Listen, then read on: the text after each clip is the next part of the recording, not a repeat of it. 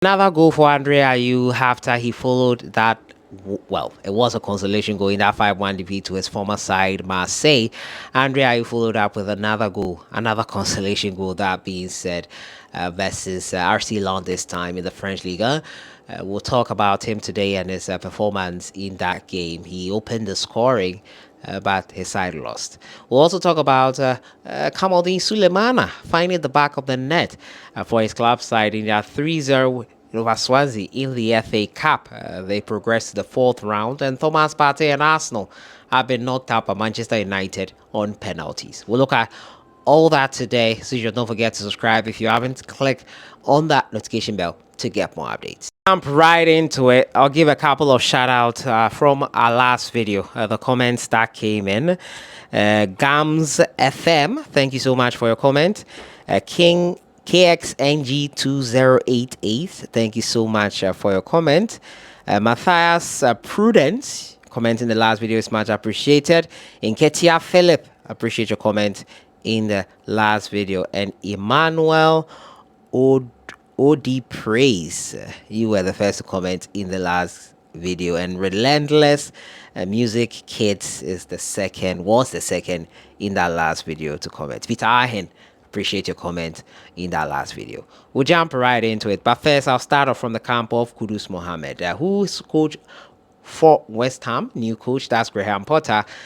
Looked to implement him in his last game, well, which was his first game for West Ham United. It was a 2-1 loss to Aston Villa in the FA Cup on Friday night. Kudus was deployed in a different position, which is giving some promise to what he could be doing differently under Potter. Now, West Ham fans are the ones drawing conjecture with this one. The move, the Ghana star, has struggled this season to replicate his brilliance last year, and he was deployed on the inside right role during Potter's latest setup when the Hammers lost to Aston Villa. Now, the move seemed to reinvigorate Kudus, with the head coach signaling him out for praise after the match. He said Mo was very dangerous. He got into some good. He's got some good attributes. He really worked well first half, pressing, won some balls, carried a threat. He was affected by the team in the second half because it was more difficult for him to get into the game. Now, Kudus' positional adjustment raises intriguing possibilities for the team's attacking dynamic, particularly in the absence of Jared Bowen, sidelined with a foot injury. Potter hinted at a potential role change for Bowen upon his return. Kudus played more centrally than he has done for a bit. He quite likes that central role to the right. He offers as a good option. Absolutely. With Somerville showing some defensive shape, he looks to balance the team with that feature there from Kudus Mohammed. We wish him all the very best. We hope things go according to plan. It's not been a great season for West Ham United. Some say they were late in letting Lopetegui go. It was not working. He needed to leave, and they dilly-dallied, and probably he has dug a deeper hole for them than they can get back out from. But anything is possible. Get a couple of runs or wins together, and you could be on your way to winning a game. My next story has to do with Ayew. Another good day for him on the pitch. Ayew was on target for his club side Le Havre. Unfortunately, it was a consolation goal. RC Lens came back and won 2-1. Ghana Black Stars captain Ayew was in action. He opened the scoring, a good finish as usual from the Ghanaian, but his side collapsed in that French League One game. Also in action today, as I said at the start, was Kamaldeen Sulemana. His Southampton side were able to win their game 3-0 and progress to the fourth round of the FA Cup.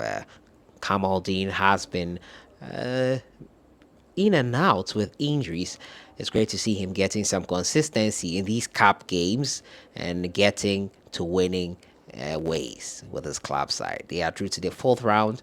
They will know their opponents in the coming days, and that was great for him to get a goal on the night. Also on display was Thomas Partey. It was, however, not according to what he wanted. His side lost. They lost to Manchester United, who many of their fans would be complaining about the officiating in that game. Manchester United fans fell hard down by the referee, who gave first of all a controversial penalty, and the second yellow card for the red card for Diego Dallo, in many people's opinion, well, could have been skipped.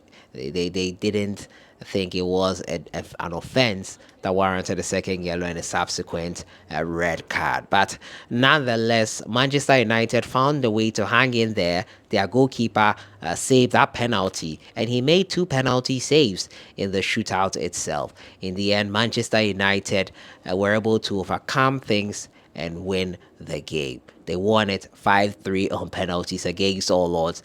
The United team were able to win and make it to the 4th round of the FA Cup. A resurgence of sorts for Manchester United, who are followed up consecutive good performances, albeit all draws. Liverpool last time out, this time a draw with Arsenal and winning on penalty shootouts. So Arsenal fans will now see that the season is more or less over for them. It will be difficult for them to win a trophy, especially looking at how things are going here right now.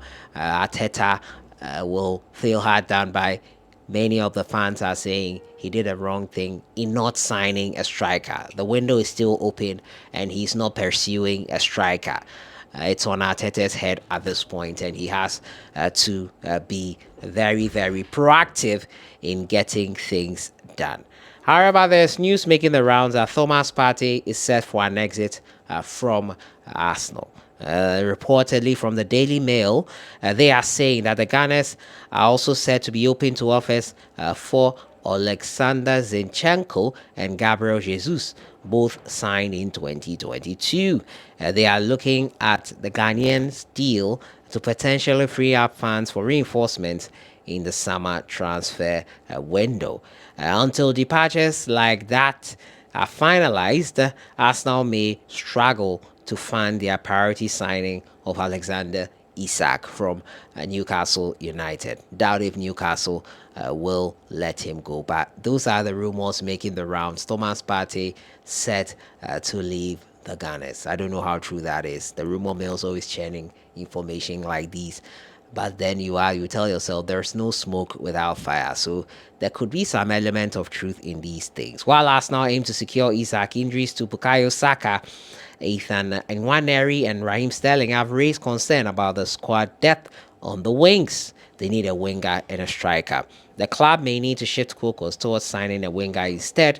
Arsenal face tough decisions, including potentially parting ways with key players as they strive to strengthen their squad for future success. It looks like this season it could be over for them even before we shift into the next gear of the second round of the season. But let me know what you think in the comments box on everything. Arsenal's collapse versus Manchester United in the FA Cup, their potential exits, what they need to do differently, and also talking to you about Thomas Partey's possible exit and Kudus Mohammed, his new role for his club, and his manager, Graham Potter. Your thoughts in the comments box on everything. I'll see you guys in the next one. Enjoy your evening.